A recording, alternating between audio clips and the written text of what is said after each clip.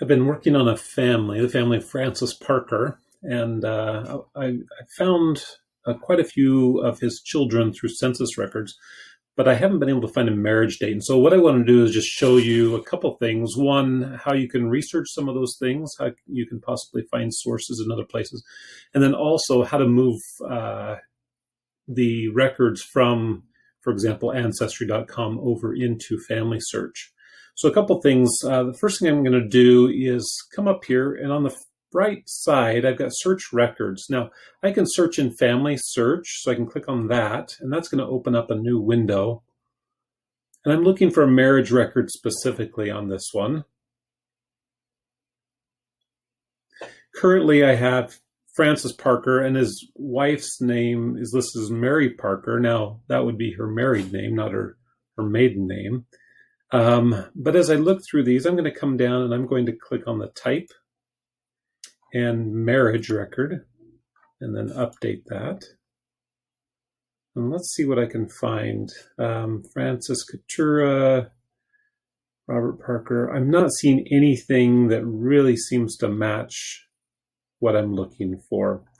Okay, so I'm going to go ahead and close that tab and go back to where I was. And I'm going to search Ancestry. I found that Ancestry has quite a few more records, at least for the area I'm looking at in England.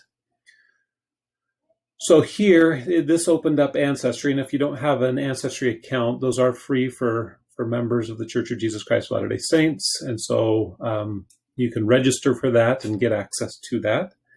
But I'm going to come down again. I'm just going to click on birth and marriages.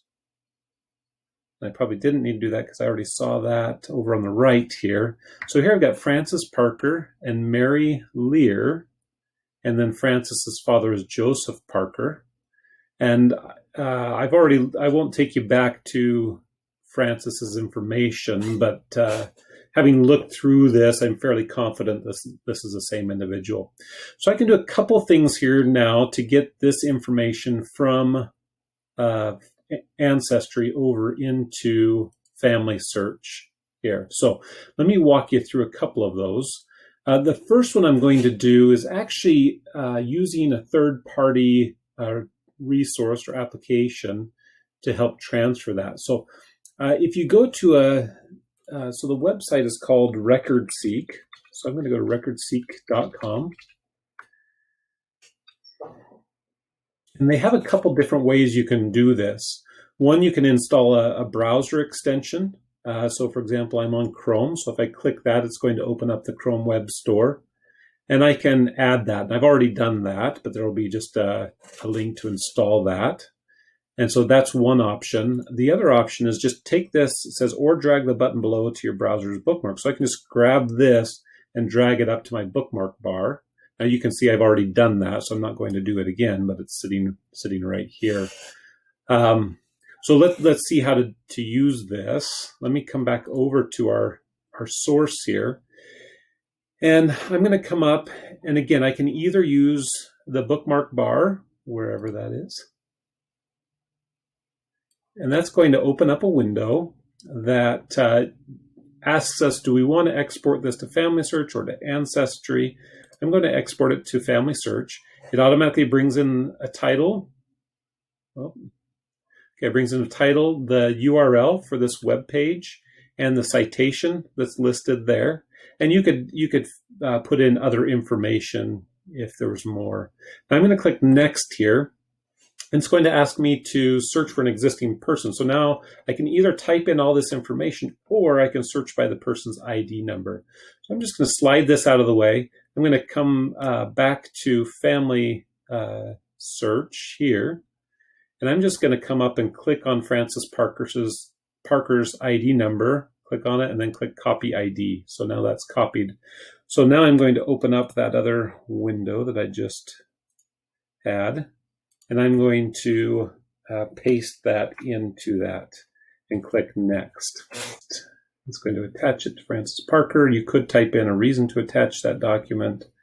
I'm going to click Create and Attach. If there's more than one person on that source, we could attach another person. And we do know that Mary is there as well. And so let's actually come out.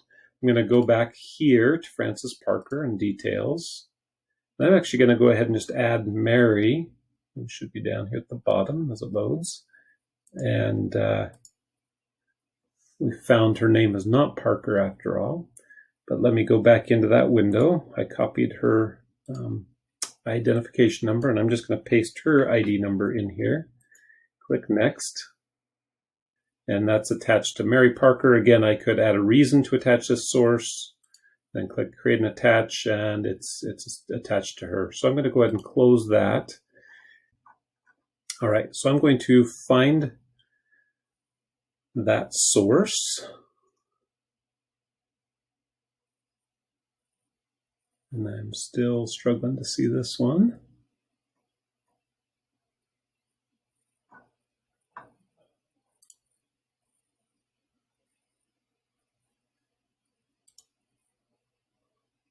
Apologize, normally it pops right up there.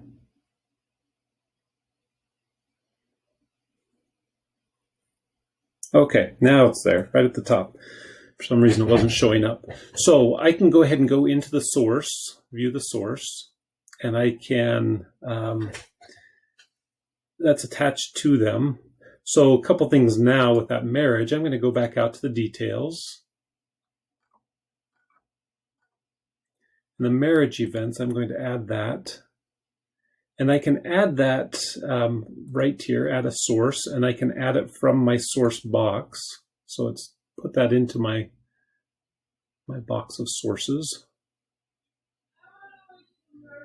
And here we are, Francis Parker, and we can attach, it's attached to two people. So I'm just going to click attach there to him and to this marriage record. So reason to attach, this is the marriage, I can spell here, marriage certificate for Francis Parker and Mary, and I'm just going to quickly look over here. Mary Lear was her name. Mary Lear. Okay, and attach that.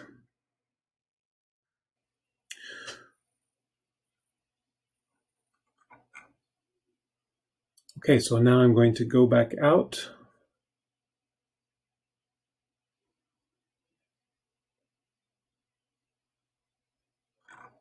And it's now attached to their marriage, but I still don't have that marriage event. And so I've got that attached, but let's just quickly pick up that information here. And we know that it was the 10th of December, 1865. I'm going to copy that. I'm going to paste it over into this. I'm going to add the relationship event. It's marriage, and I'm just going to paste that in. And click on the one with calendar. That's it, and make sure it's standardized. In the place of marriage, same thing. I'm going to just come over and copy this. Copy, and I'm going to paste that into here. And it's the St. George is the church, and then the place would be Bristol. And so I'm going to save that. So now that the event's in there, and now it shows up in their marriage. And we could add other notes and so on here, but I'm not going to worry about that right now. So let me close that. And so now we have that. So that's one way to do it. The other way, and a lot of times that's easier with the marriage, there's an extra step in there. But the other way to do it would be just to come up, if that wasn't in there, I'd come up to sources, and I would just add a source. So I would come up here and add source. I would add a new source. And then I would just come over to, again, to the document, and I would copy this information in. So this is the date. Come over here and put the date in. The source title. If we come over here, the nice thing on these is usually we've got, a lot of times if there's an image, it gives us another screen, but you can just take this right here as your source title.